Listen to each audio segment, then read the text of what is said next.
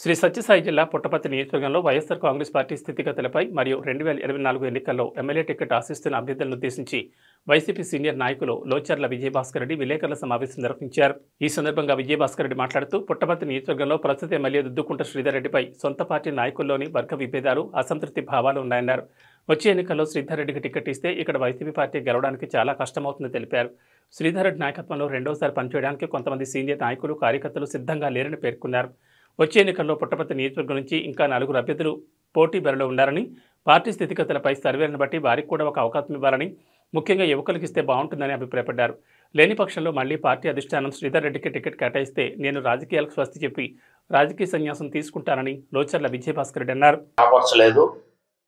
కేవలం ఆయన corporate business లాగానే రాజకీయాలు నడుపుతూ రావడం వల్ల అటు పార్టీ కేడర్లో కానీ ప్రజల్లో కానీ మరొకసారి ఇక్కడ మన శ్రీధర్ రెడ్డి గారు గెలవాలనేటువంటి అభిప్రాయంలో అటు కేడర్ కానీ ప్రజల్లో కానీ ఎలాంటి నమ్మకం కడగడం లేదు.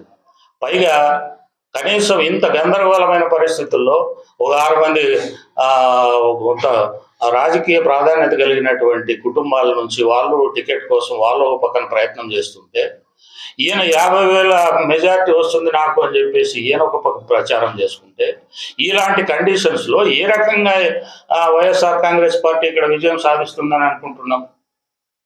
నాకైతే నమ్మకం లేదు. కనీసం పార్టీ పెద్దలు ఏం జరుగుతుందో ఇప్పటికైనా కూడా విచారించినారంటే విచారించారు. నాకు తెలిసి అన్ని సర్వేల్లోనూ దాదాపు అంత ఇంత నాకున్న సమాచారం ప్రకారం చాలామంది సర్వే రిపోర్టులో ఇక్కడ పార్టీ పరిస్థితి చాలా అధ్వానంగా ఉంది, గెలిచే శ్రీధర్ రెడ్డి గారి మీద చాలా వ్యతిరేకత ఉంది అని రిపోర్ట్స్ పోయినాయి. దాన్ని ఆలోచన చేయకుండా మళ్ళీ అతన్నే రుద్దే ప్రయత్నం చేసి ఆయన మీద కనీసం పంచాయతీ సర్పంచ్ నుంచి జెడ్పీటీసీ వరకు ఉన్నటువంటి ఎలక్టెడ్ బాడీస్లో ఎవరైతే ఉన్నారో వారు ఎవ్వరు కూడా ఈసారి యాక్టివ్గా శ్రీధర్ రెడ్డి గారు గెలిపించుకోవాలనేటువంటి మూడ్లో ఎవరు లేరు. అది నేను గమనించి చెప్తున్నా.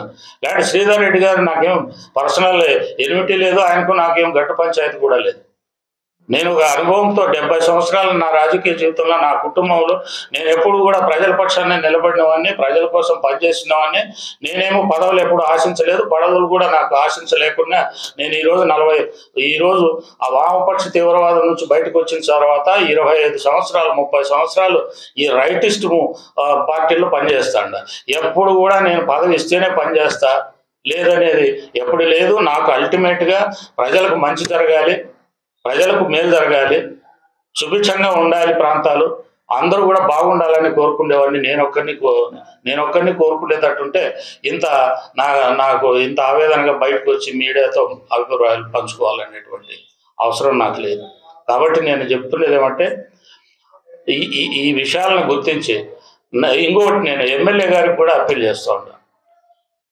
నువ్వు ప్రతిష్టకు పోకుండా ఇంత గందరగోళమైన పరిస్థితుల్లో నీకు అది తెలియంతనమో అహంకారమో లేకుంటే అవగాహన రాహిత్యమో లేకపోతే రాజకీయ అపరిపక్వత విధానంతోనో ఎవరిని కూడా పట్టించుకోకుండా లెక్కజమ లేకోకుండా ఒక రకమైనటువంటి 20-30 సంవత్సరాల రాజకీయ చరిత్ర కలిగినటువంటి రాజకీయ కుటుంబాలను కూడా పక్కన పెడుతూ నేను మాత్రమే ఇక్కడ రాజకీయంగా ఉండాలి, అందరూ కూడా ఎవరు బాగుండకూడదు అనేటువంటి ఒక దృక్పథం ఉందే, అది ఎవరు భరించడానికి దృక్పథం.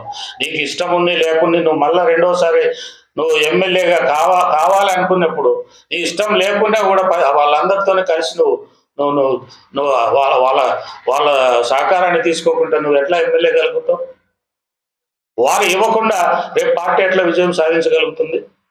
కాబట్టి నాకు ఎట్టి పరిస్థితుల్లోనూ ఇక్కడ అభ్యర్థిని మారిస్తే ఏమన్నా అవకాశం మెరుగవుతుంది. ఒకవేళ అదే ఉంటే ఈ రాజకీయాలకు స్వస్తి చెప్పి రాజకీయ సన్యాసం తీసుకోవడం బెటర్ అనిపిస్తూ ఉంది. ఈ రాజకీయాలతో నేను ఎట్లా భవిష్యత్తు నిలబెడతారనేది ప్రజలు ప్రశ్నిస్తే నేను ఏం సమాధానం చెప్పుకోవాలి? ప్రజల్లో నాకంటూ కూడా ఒక ప్రతిష్ట, ఒక స్థానం ఉంది, సమాజంలో గుర్తింపు ఉంది. లోచర్ల పెద్దారెడ్డి కుటుంబం అంటే ఒక మంచి కుటుంబము, వాళ్ళు మంచి చేస్తారు, 10 మందికి సహాయపడతారు అని. నాకే ఏమీ లేనప్పుడు నేనేమి లేదు. రేపు పొద్దున్నే ఓటర్స్ దగ్గరికి పోయినప్పుడు నీకన్నా సిగ్గు లేదమ్మా, ఎట్లా అడిగేదానికి వచ్చినాము, ఏం అభివృద్ధి చేసినారు మీరు పుట్టపర్తిలో అంటే ఏం చెప్పగలుగుతాం? సో ఇది అధిష్టానం గమనించి, కనీసం మీడియా ద్వారా అధిష్టానం గమనించి దీన్ని ఒక మంచి పరిష్కారం చేస్తారని భావిస్తున్నా. ఒకవేళ ఏదైనా పట్టించుకోకుండా వాళ్ళు ఏకపక్షంగా నిర్ణయాలు తీసుకుంటే ఇక్కడ రాజకీయాలు అవసరం లేదు. ఈ రాజకీయాలకు దూరంగా బతుకోవడం బెస్ట్. సరైన వ్యక్తి చెప్తున్నారు అధిష్టానం. అది చెప్తున్నాడు జగన్మోహన్ రెడ్డి చెప్పని, ఎవరైనా చెప్పను. కానీ ఇక్కడ పరిస్థితి ఇప్పుడు రెండు అంశాలు రాజకీయాల్లో ఉంటాయి. జగన్మోహన్ రెడ్డి యొక్క మంచి పరిపాలన పట్ల అనుకూలమైనటువంటి వాతావరణం ఉన్నా, 18లో రాజశేఖర రెడ్డి గాలి, ఆయన మీద ఉన్నటువంటి ఆ గాలి ఇప్పుడు లేదు. కేవలం ఆయన పరిపాలనలో మంచి మార్కులు పడుతున్నా అభ్యర్థి యొక్క వ్యక్తిత్వం కానీ, అభ్యర్థి యొక్క కెపాసిటీ కానీ, అభ్యర్థి పట్ల సానుకూలమైన వాతావరణం కానీ కూడా చాలా పనిచేస్తుంది. జగన్మోహన్ రెడ్డి చూసి ఓట్లు వేస్తారు అంటున్నారు. జగన్ అదే కదా మన వాళ్ళు, మనం ఏదో టికెట్లు తెచ్చుకొని డబ్బులు ఖర్చు పెట్టి టికెట్లు తెచ్చుకుంటే మనం ఎమ్మెల్యేలు అయిపోతాం, జగన్మోహన్ రెడ్డి గారు వచ్చి ఓట్లు వేస్తారు. ఇట్లాంటి మానియాలు ఉన్నారు చాలా మంది. ఇది చాలా రాంగ్, అసలు కాన్సెప్షన్, అసలు రాజకీయాలు ప్రజలకు ఏమాత్రం పనికిరానటువంటి ఆలోచన. ఈ విషయం మీరు అధిష్టానం దృష్టికి తీసుకెళ్లారు? తీసుకపోవాలనే ప్రయత్నం చేసినా అవకాశం దొరకలేదు. కనీసం వాళ్ళ ప్రయత్నం కూడా చేయలేదు. కాబట్టి ఈరోజు మీడియా ముఖంగానైనా కనీసం పెద్దవాళ్ళు చూసి కనీసం ఇక్కడ ప్రజలకును పార్టీని ఒక మంచి జరగాల ప్రజలకని వారు ఏమైనా కోరుకుంటే ఒక మంచి పరిష్కారం సూచిస్తారని ఆశిస్తాం.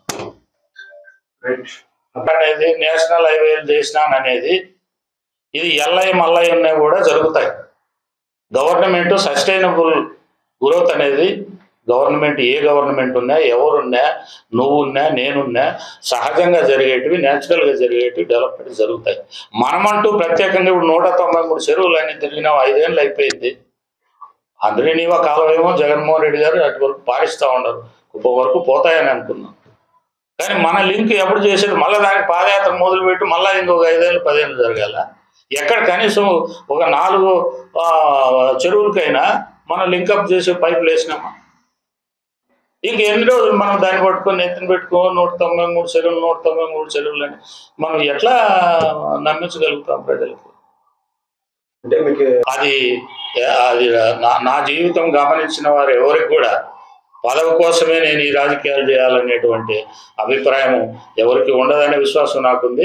ఎవరైనా అనుకుంటే వాళ్ళ అవగాహన రాహిత్యం, వాళ్ళ విచక్షణకి నేను దాన్ని వదిలిపెడతాను. ఎమ్మెల్యే టికెట్స్ కేటాయించేటప్పుడు అసమ్మతి రాగం ప్రతిసారి లోచర్ల విజయభాస్కర్ రెడ్డి వినిపిస్తారు కూడా ఉన్నాయి. తప్పదు. నేను ఎప్పుడు కూడా, నేను రాజశేఖర రెడ్డి గారు ఉన్నంత వరకు 99లో నాకు కాంగ్రెస్ పార్టీ టికెట్ అతన్ని డిక్లేర్ చేసినాడు, ఇస్తానని కూడా అన్నారు. తర్వాత నేను వైఎస్ఆర్ కాంగ్రెస్ పార్టీలోకి వచ్చిన తర్వాత రాజశేఖర రెడ్డి ఉన్నంత వరకు నేను టికెట్ అడిగినా నేను కూడా. ఎందుకంటే ఆ కాలంలో ఆయన నమ్మకం ఉంటే ఇచ్చేసేవాడు. 99లో ఆయన డిక్లేర్ కూడా చేశాడు, కనబడదు. కానీ నేను వైఎస్ఆర్ కాంగ్రెస్ పార్టీ వచ్చిన తర్వాత రాజకీయాల్లో డబ్బు ప్రవాహము, డబ్బు యొక్క ప్రాధాన్యత పెరిగిన తర్వాత నేను సాధారణ మధ్యతరగతి వాడిని, నాకు అంత స్తోమత లేదు. వాళ్ళతో డబ్బు ఉండే వాళ్ళతో పోటీ పడి నేను టికెట్ కోసం ప్రయత్నం చేయాలనేటువంటి తపన కానీ తాపాత్రము లేదు. నాకేదో ఎమ్మెల్యేలు అయినంత మాత్రాన గొప్ప దైవాంశ సంబూతులు, ఎమ్మెల్యేలు కాని వాళ్ళంతా కూడా చేతగాని వాళ్ళు అనే అభిప్రాయం కూడా నాకు. అది ఇప్పుడు ఉన్న వాళ్ళల్లోనే బెటర్ అభ్యర్థి ఎవరు అనేది వాళ్ళు పరిశీలన చేస్తే తెలుస్తుంది. ఎవరైనా కానీ ఈయన కాకుండా ఉన్నారు వాళ్ళు ఎదులాడితే దొరుకుతారు, ఎందుకు దొరకరు? ఇప్పుడు ఎక్కడెక్కడి నుంచి తీసుకొచ్చి మంచి అభ్యర్థులు ఇప్పుడు ప్రయత్నం చేస్తున్నారు కదా, ఆ ప్రయత్నంలో బెటర్. ఇప్పుడు ఈయన వద్దనుకున్న తర్వాత వాళ్ళలో ఎవరు బెటరు? తర్వాత ఉన్న వాళ్ళలో బెటర్ ఆప్షన్